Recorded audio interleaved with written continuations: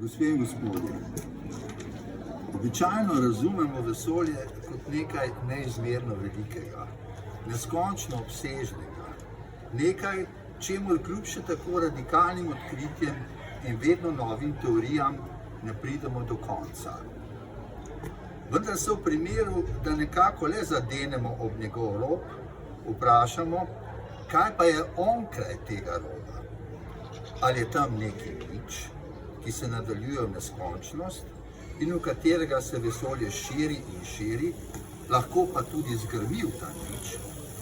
Saj je potem za tistim robom, ekstremnim robom vesolja, še vedno neki preostanek tega niča, ki ga nič od tega, kar tvori vesolje, nikoli ne ujame in pokonča.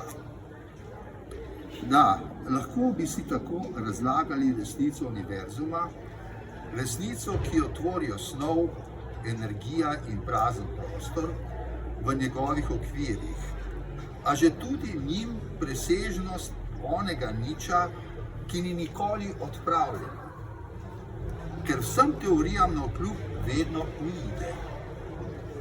In prav ona predstavlja temelj našemu umevanju. Tisto torej, ki se širi, ostaja vedno isto, kot da se ne bi širilo in je samo točka onega drugega, ki to točko zaobsega, je zunaj nje. Izhajamo namreč iz predpostavke, da je vesolje samo stvar naše umne ali pojmovne konstrukcije, je stvar našega določevanja, se pravi tega, kar se vedno ujame v svojo določenost, torej v svojo končnost.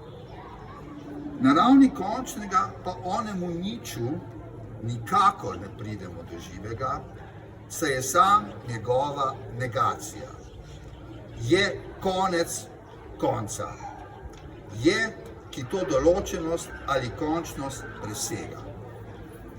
Zadnja resnica je tako neskončna.